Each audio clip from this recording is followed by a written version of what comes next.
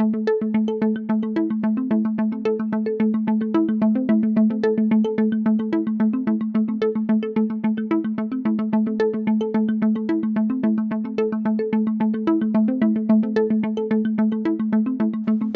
can I add my own welcome to Newcastle University, to this event. Simon asked me to at the last minute to actually talk about the importance of innovation for society. And I'm doing this under the labour of one of the three university research institutes that have been established to address societal challenges. And really what I want to focus on is some of the things that we're doing in that area. This is a slide about Newcastle University, which has as one of its straplines, excellence with a purpose. How is our knowledge used to tackle the big challenges of society? And we have reinvented ourselves as a civic university, particularly as many of the innovations that are present here in the 19th century were developed in association with the precursors of Newcastle University. And so this reinvention is how do we insert ourselves back into the economy and deliver goods and services for the public. So it's putting academic knowledge, creative and enterprise to work to help make a difference to real-world challenges, delivering benefits to society as a whole, both local, regional and national and global. So the Civic University is not just a local university. It is a university that is using its intellectual resources to tackle big societal challenges. And we've identified three of those: changing age, the aging of the population, where there are huge economic opportunities as well as social challenges; sustainable development, which we're all aware of, a major global as well as local challenge; and the third area is social renewal. And essentially what we're looking at in this area is how communities and societies thrive in times of rapid transformational change. And we argue very strongly that innovation is absolutely essential for that. Not just technological innovation, new products and services, but the way we organize things and how new approaches get embedded in the wider society. How do we walk this and develop these tensions between austerity and the need to stimulate the economy? And it was Schumpeter who said that in times of recession, there are what's called creative gales of destruction. Actually, times of stress are opportunities for finding new ways of doing things. So the way we are innovating is changing, and I've pinched these slides from Stephen Westlake in NESTA, where I'm a visiting fellow.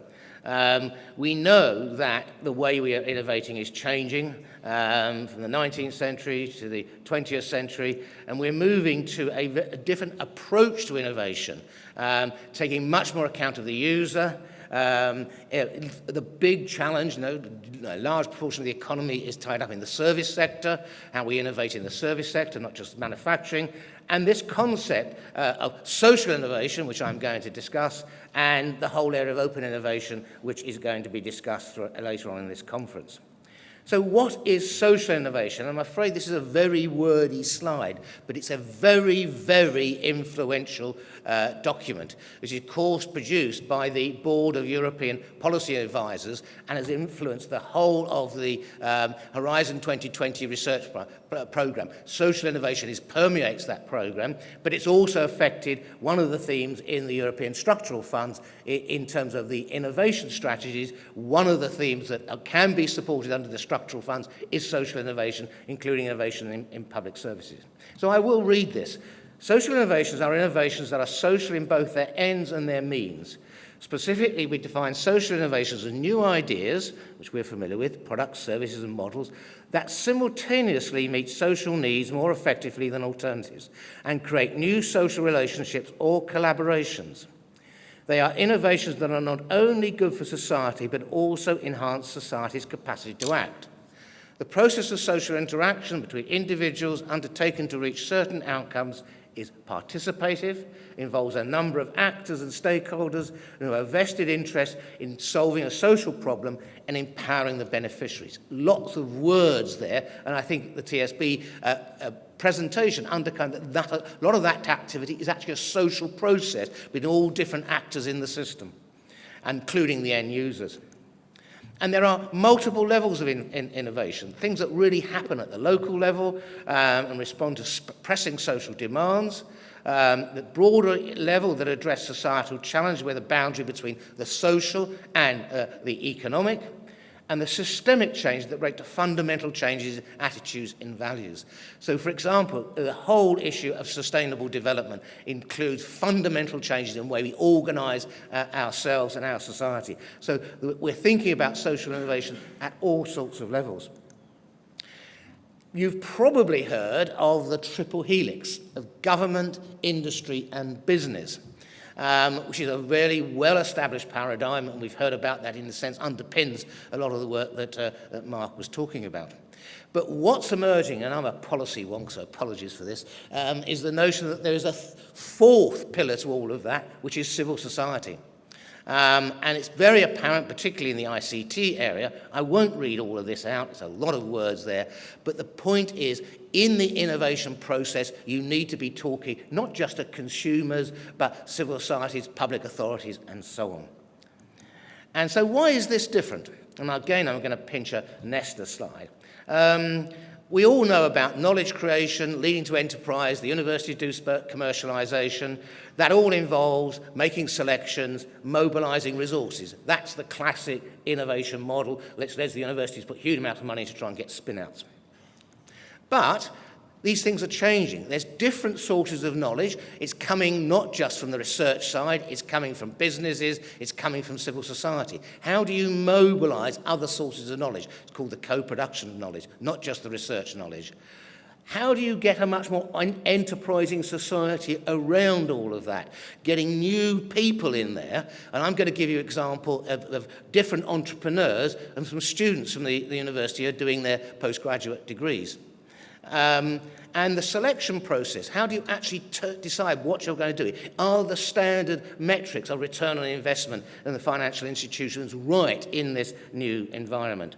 And how do we find different ways of allocating capital and people to some of these really exciting and challenging social innovations? And so, again, all sorts of new partners come into this process. Local authorities, NHS, some very interesting things going on social innovation in the NHS, charities and social enterprise, civic universities, and national bodies that we've been hearing about, and many more. So this is a very complex and interactive process. And the example I'm just going to end up with is some work we do each year in the university, is encouraging our postgraduate students and postdoctoral students to engage in a competition to identify new business opportunities in relation to, in this year, the societal challenges, our three societal challenges, and focusing on how they could impact on the big economic and social and environmental issues that we are facing in the northeast of England. And so we get a call for students who want to participate, and we do a lot of work supporting them and building teams, multidisciplinary teams from across the university, come together, giving a lot of tuition and support in a program that's funded by a variety of sources. And this year, we've linked it into the Science Festival. And so there are prizes for the students who win, and I was on the judging panel with some of the other judges are here in the audience, who judge the finalists this year, and there were 5 finalists. And we also have, and this is how society gets in, we asked the general public to come in and give their opinions. It's called the people's choice on this product or service. So 23 researchers participated, they developed the concept, developed a business plan, and did a showcase. And this is the sort of support that we give them. How do you do this stuff? How do you do your market research? How do you develop your mindset? All these sorts of things. So there's a pedagogic process.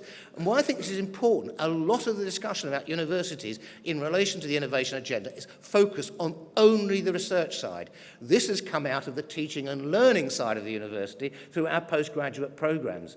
So we need to invest in our, and there's more students in universities than there are academic researchers. And many of the students are also international students. And so some of the teams had a really international flavour to them. Okay, the example is the winner of this competition was a project for a new company called Thermolastics, Sustainable Home Insulation for Everyone. That's the societal challenge, sustainable home insulation for everyone. And here is the team, and two of them are here. Can I ask them to stand up? To our team, which is Thomas Boll and is it Kate or Amy? Kate Clark. So one of their prizes was to come here and meet all of you people. So here's the team, and these are their slides. So what was the challenge? The challenge was northeast fuel poverty. This is a region with intense fuel poverty, the highest unemployment, the lowest disposable income, the coldest winters, and the lowest increase in new housing. So fuel poverty tends to be in old houses which don't have cavity walls, so you can't use foam insulation. So how do you insulate those sorts of homes? And most of it, and it linked to our ageing theme, some of the worst fuel poverty is in the elder population, who by and large are in older houses with poor insulation. So these are the slides from the students. So, and most of the business people on there I thought was a very good analysis of the demand side. They did some market research. 48% of the homes in the northeast have no solid wall insulation because basically they're solid walls and the most technologies of putting foam into the cavity walls. So these are the sorts of issues that they also thought about. Well, how do you link this to sustainability?